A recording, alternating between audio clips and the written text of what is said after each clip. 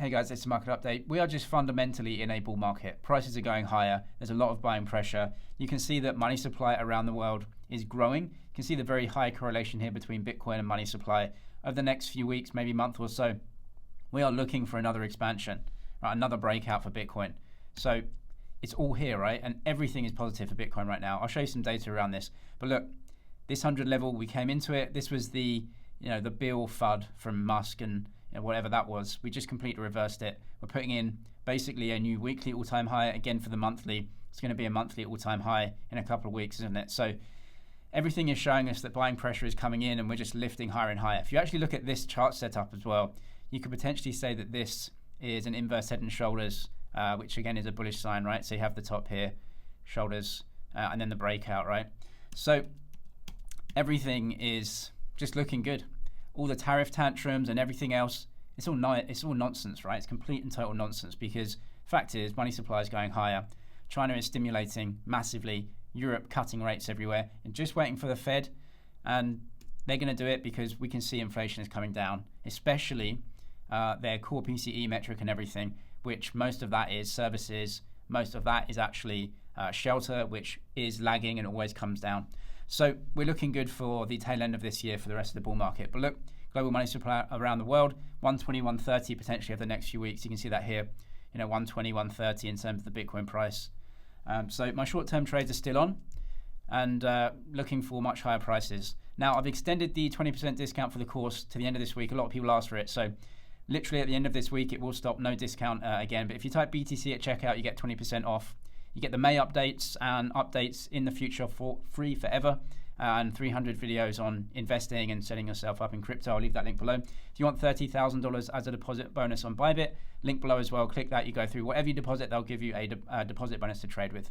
Investing in Bitcoin surely is the simplest decision, the most straightforward decision that you could ever make. Objectively, its characteristics as money are better than any other asset that we use as money or a store of value. Property, gold, right? It is objectively a better store of value than those. The characteristics are better. And of course it's outperforming. Also, we value this thing in currency, which is literally designed to debase itself to infinity. And so what is holding anyone back from actually getting into this, right? So Bitcoin's performance over the last few years, 300%. It is the best thing to buy. Gold has had a great run. This is gold in the NASDAQ here in yellow and I guess that's teal color. In green here, this is VNQ, which is a property index. It's up 10%, but then if you adjust that for inflation, it's actually down. So if you're looking to buy a house in the future, if you're like a teen or in your 20s watching this, just slowly get into Bitcoin, okay? You have to put some savings into Bitcoin because it is demonetizing the house. By the time you get there, you may actually be able to afford a deposit and actually get the house. Whereas if you're saving in anything else, or if you're not saving, you're just on the hamster wheel. You're not gonna be able to get there, right? Bitcoin is the life raft that we can actually save in 5 years, 6 years, 8 years, right? If you're in your early 20s, you will be able to afford a deposit on a house by buying Bitcoin because you're demonetizing the housing, as you should. Bitcoin housing is not a good store of value, right? It isn't, not compared to BTC. So we need to demonetize everything that we want to buy into the future. Bitcoin is a thing. So 300%, gold and NASDAQ, done okay. Housing, this is actually bonds, right? TLT is a long bond ETF, down 18% in purchasing power. Absolutely dismal. And that's because bonds are an actual scam. They're a government scam. They get your money by telling you they'll give you some small amount of interest, let's say 4%, but the real inflation rate is 15%. So literally just stealing your money. So will Bitcoin continue to outperform an actual scam? Yeah, sure. Will Bitcoin continue to outperform an asset that is literally designed to debase to infinity? Yes, sure. Right. The only thing we have to worry about is volatility of returns, right? That's not Bitcoin's fault. That is up to us and managing our portfolio. The way that you handle volatility, downside, right? Because no one cares about upside volatility. Downside, you need to make sure that you're investing an amount for you that is suitable and you don't need that money for a while because you're going to have to sit on a 20, 30, 40% loss at some point for 6 months, 8 months, whatever it is, right? That's how you handle volatility. Don't overdo it. Don't mortgage your house to get in. I know some people want to do that. I understand that. But if you can't handle the payments or anything like that, that puts you at a weak point, right? The game here is to invest as much as you can without getting caught out during a bear market and just letting Bitcoin ride. The volatility is actually positive. It's the thing that actually makes the returns. So Bitcoin is the best performing asset. Bitcoin will continue to go up versus a currency that debases itself to infinity. And so when you're trading, just make sure you don't get caught out. Like I trade some of these bull market moves as well.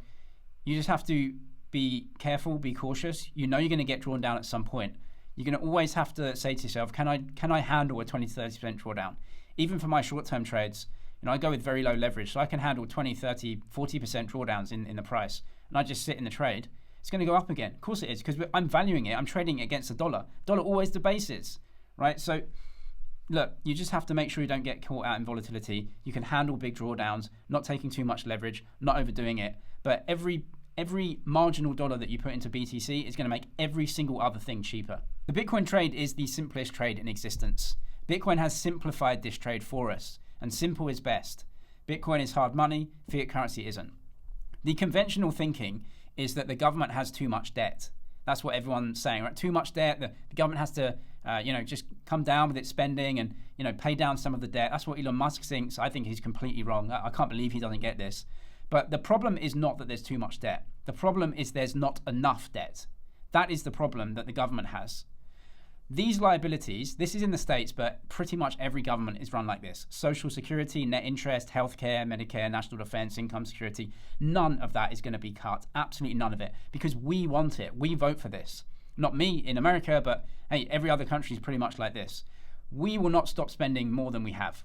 The problem the government has not is that they have too much debt, it's that there isn't enough currency flowing around.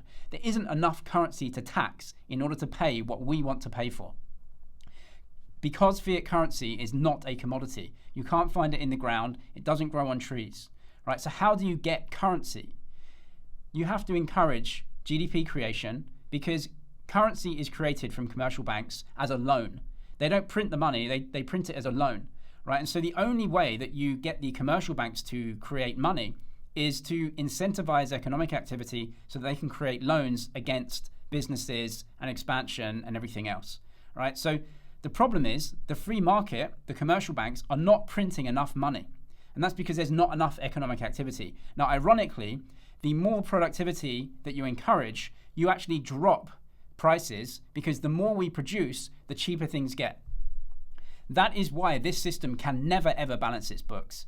The more we are encouraged to produce goods and services, the cheaper goods and services get, which means that there's less and less and less currency flowing around for those goods and services that can be taxed, and the deficit is the difference.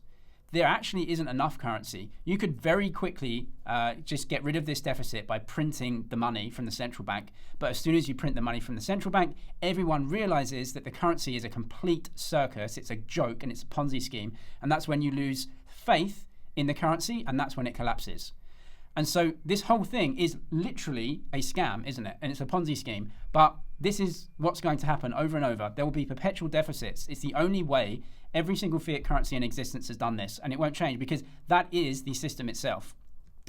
Inflation happens. This is CPI, right? So this is a basket of goods and services that we buy.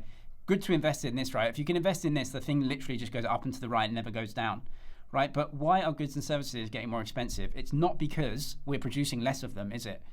We're producing more of them. It's just the currency is debasing at an even faster rate. And this is the scam, because they need inflation. They require inflation to up the price level of everything so that the previous debt that they took out appears cheaper in today's terms. This is it, and it will never, ever stop. It's the simplest trade in history. Buy things now, because in the future they'll be more expensive valued in the currency, unless you hold a store of value. The stock market has done great. Bitcoin is it for our generation. This looks a lot like the Bitcoin chart, right? In 2020 and 2021, not much happening, and then huge price appreciation. Right, it's exactly like the Bitcoin chart. And then in 23, you get the bear market and then the recovery into all-time highs.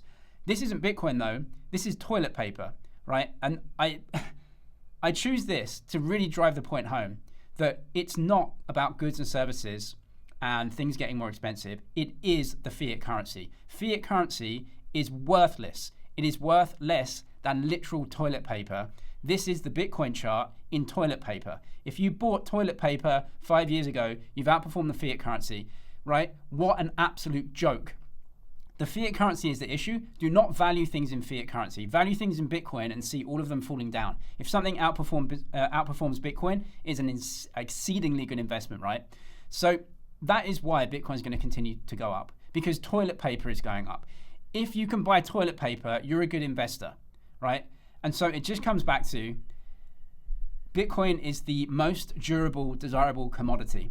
Toilet paper is also a commodity. Of course, Bitcoin is going to continue to go up. Buy it as much as you can and make sure you don't get wrecked with downside volatility, over trading it or trying to be clever. This is the trade of our generation. If you want to remain with your purchasing power over time, you have to buy a store of value commodity. Bitcoin is the hardest and most desirable. Better than toilet paper, but if you can't buy Bitcoin, buy this because it's going up versus fiat currency. Literally the simplest trade of our generation, buying the hardest commodity on earth and just waiting for everything else to debase itself against it. And that's what Strategy are doing as well. So if you look at their preferred stocks that they've issued, like Strife is a perpetual preferred stock. It pays $10 yearly at par. Par's 100, so it pays 10% on the 100. But the price of the stock can move. So anyway, it pays $10 at par, right? But that's not 10%, that's $10. So they're paying $10 this year. They'll pay $10 the next year. They'll pay $10 the year after that. But that $10 in 10 years' time is not going to be worth $10, right? Because of inflation. So the $10 liability that they have that they're paying out over time gets less and less and less and less and less versus actual hard currency like Bitcoin. So what they're doing is paying $10 now, but in 10 years' time, that $10 will be like $6 of purchasing power. So that's like paying out $6 liability. That is the scam of fiat currency, right? So they're issuing currency, and that's going to get cheaper and cheaper and cheaper over time versus the asset that they're buying, which is Bitcoin, which is getting more and more and more. It's a very simple, straightforward thing that they're doing, which is short the currency, long the commodity. It's simple. It's the simplest trade, and it's going higher. Just make sure that you can handle the volatility in between. If you trade Bitcoin, you can trade on Bybit, $30,000 deposit bonus down in the description. And the last week for the discount for the crypto course, type BTC at checkout. You get this forever, free updates forever as well. Link below. I'm James, is ManagerG. Cheers for watching, and I'll see you in the next one.